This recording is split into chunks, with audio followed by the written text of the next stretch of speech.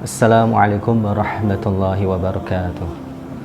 Alhamdulillah, wassalatu wassalamu ala rasulillah wa ala alihi wa sahbihi wa man walah. La hawla wa la quwwata illa billah, amma ba'd. Sahabat-sahabati, para subscriber STAI Bani Saleh Channel, rahimakumullah. Mudah-mudahan kita semuanya senantiasa dirahmati oleh Allah Subhanahu wa ta'ala. Dalam kitab Nashahul Ibad ada sebuah cerita yang sangat menarik diceritakan oleh salah satu ulama. Kisah bermulai dari salah seorang ulama yang sangat pakar dan sangat alim dalam madhab Syafi'i. Beliau adalah Imam Ghazali rahimahullah. Setelah Imam Ghazali meninggal dunia, konon diceritakan bahwa ada salah seorang sahabat dari Imam Ghazali yang beliau kebetulan juga termasuk daripada wali Allah, pada suatu malam bermimpi bertemu dengan Imam Ghazali yang sudah meninggal dunia. Lalu sahabat ini bertanya kepada Imam Ghazali, "Wahai Imam, apa gerangan yang sudah Allah lakukan kepadamu?" Lalu dijawab oleh Imam Ghazali bahwa Allah Subhanahu wa ta'ala telah memberikan kenikmatan yang luar biasa kepada diriku. Lalu sahabat itu bertanya kembali, "Wahai Imam, gerangan apa yang membuatmu mendapatkan kenikmatan yang luar biasa itu?" "Pasti dikarenakan karena ibadahmu, pasti dikarenakan karena tulisan-tulisanmu mengenai tentang ilmu agama Allah. Apa yang sudah menjadi sumbangsih yang sudah kamu berikan kepada masyarakat, khususnya kaum muslimin, itulah yang membuatmu mendapatkan kenikmatan itu." Tapi apa saudaraku? Apa yang terjadi? Justru Imam Ghazali menangis. Beliau menangis karena ternyata ketika beliau datang menghadap kepada Allah dengan berbagai macam amal ibadah, berbagai macam jasa-jasa beliau yang sudah beliau berikan untuk kaum ini, tapi ternyata Allah Subhanahu wa ta'ala tidak menerimanya. Mengapa saudaraku? Karena Imam Ghazali telah diberikan ekspektasi yang tinggi oleh Allah Subhanahu wa ta'ala. Allah tetapkan ekspektasi yang tinggi kepada beliau. Bahkan ketika dihisap oleh Allah, tidak ada satu pun yang bisa diterima oleh Allah. Hanya tinggal satu amal perbuatan, yaitu ketika Imam Ghazali sedang sibuk-sibuknya menulis kitab, lalu dilihatnya ada seekor lalat yang terbang. Lalat itu hinggap di tempat air tintanya Imam Ghazali. Begitu Imam Ghazali melihat seekor lalat itu, beliau kemudian tertawa, tersenyum. Beliau memberikan waktu yang cukup untuk lalat itu meminum air tinta sampai lalat itu kenyang dan kemudian terbang kembali ke tempatnya. Ternyata saudaraku, itulah amal kecil yang ternyata diterima oleh Allah Subhanahu wa ta'ala. Keikhlasan yang besar ketika Imam Ghazali membiarkan lalat itu meneguk air tinta, disitulah letak keikhlasan yang dianggap oleh Allah Subhanahu wa ta'ala. Maka itulah amal yang membuat Imam Ghazali kemudian mendapatkan kenikmatan-kenikmatan yang luar biasa dari Allah Subhanahu wa ta'ala. Saudaraku sekalian rahimakumullah, dari kisah ini ada banyak hikmah, pelajaran yang bisa kita ambil. Di antaranya adalah pertama, bahwa janganlah kita selalu melakukan kalkulasi, janganlah kita selalu menghitung-hitung amal perbuatan yang pernah kita lakukan, karena tidak ada satupun orang yang mampu untuk mengetahui apakah amal ibadahnya itu diterima oleh Allah Subhanahu wa ta'ala. Bisa jadi saudaraku sekalian, perbuatan yang luar biasa yang seakan-akan kita memiliki prestasi yang tinggi dalam melakukan amal ibadah itu, tapi ternyata zero di mata Allah Subhanahu wa Ta'ala. Barangkali Allah Subhanahu wa Ta'ala sudah menetapkan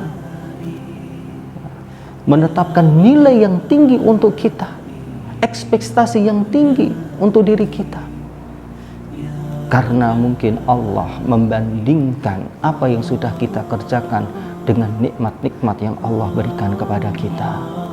Sungguh saudaraku sekalian, tidak ada satupun di antara kita yang mampu untuk mengerjakan amal perbuatan sebesar apapun yang mampu untuk menandingi nikmat-nikmat yang pernah Allah berikan kepada kita. Maka dalam setiap amal perbuatan yang kita lakukan, hendaknya kita dasarkan dengan dua sifat. Yang pertama, sifat roja, yaitu sifat mengharap. Kita betul-betul mengharap kepada Allah Subhanahu wa Ta'ala, dan kita berdoa, Rabbana taqabbal minna innaka antas sami'ul alim. Ya Allah, terimalah amal ibadah kami, sesungguhnya Engkau Maha mendengar lagi Maha mengetahui. Kita berharap kepada Allah Subhanahu wa Ta'ala agar amal ibadah kita diterima olehnya. Yang kedua, saudaraku sekalian, kita juga harus dasarkan sifat khauf, takut kepada Allah Subhanahu wa Ta'ala, sifat khawatir kalau amal perbuatan kita ini tidak diterima oleh Allah Subhanahu wa Ta'ala. Kekhawatiran, ketakutan kita akan tidak diterima amal ibadah kita akan membuat diri kita selalu berbuat yang lebih baik, yang akan lebih baik dan lebih baik lagi.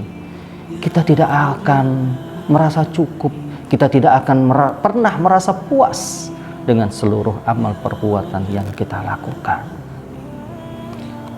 Hikmah yang kedua, saudaraku sekalian, bahwa janganlah kita sekali-kali meremehkan amal perbuatan, amal ibadah. Sekecil apapun amal ibadah itu, tapi kalau itu berkualitas di hadapan Allah Subhanahu wa Ta'ala, itulah yang akan menyebabkan kita mendapatkan rahmat dan karunia-Nya. Kita akan mendapatkan keridhaannya nanti di akhirat. Maka saudaraku sekalian, ingatlah ketika Rasulullah SAW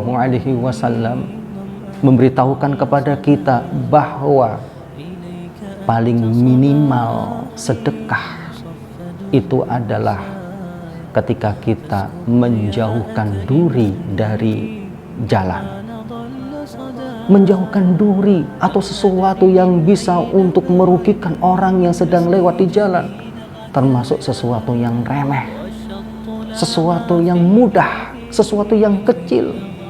Tapi ingatlah saudaraku sekalian, bahwa itu ketika kita lakukan betul-betul didasarkan atas keikhlasan, keridhaan kita, kerelaan kita melakukan amal ibadah itu, sekecil apapun pasti akan berkualitas dan menghasilkan pahala yang luar biasa dari Allah Subhanahu wa Ta'ala. Hikmah yang ketiga, saudaraku sekalian, bahwa hendaknya keimanan yang kita tancapkan di dalam hati kita ini harus bisa kita cerminkan dalam kehidupan kita sehari-hari. Ingatlah saudaraku, bahwa iman kita tidak akan sempurna sampai kita betul-betul menyayangi saudara-saudara kita, orang-orang yang berada di sekitar kita, seperti halnya kita mencintai diri kita sendiri. Tebarkan kasih sayang. Mari kita cerminkan keimanan kita di dalam perilaku kita sehari-hari, karena dengan kasih sayang itulah yang akan mengakibatkan kita semuanya akan mendapatkan rahmat kasih sayang dari Allah Subhanahu wa Ta'ala. Irhamu man fil ardi yarhamukum man fis sama. Kasihanilah orang-orang yang berada di dunia ini, baik itu manusia, binatang, ataupun tumbuh-tumbuhan, lingkungan yang ada di sekitar kita. Yarhamukum man fis sama.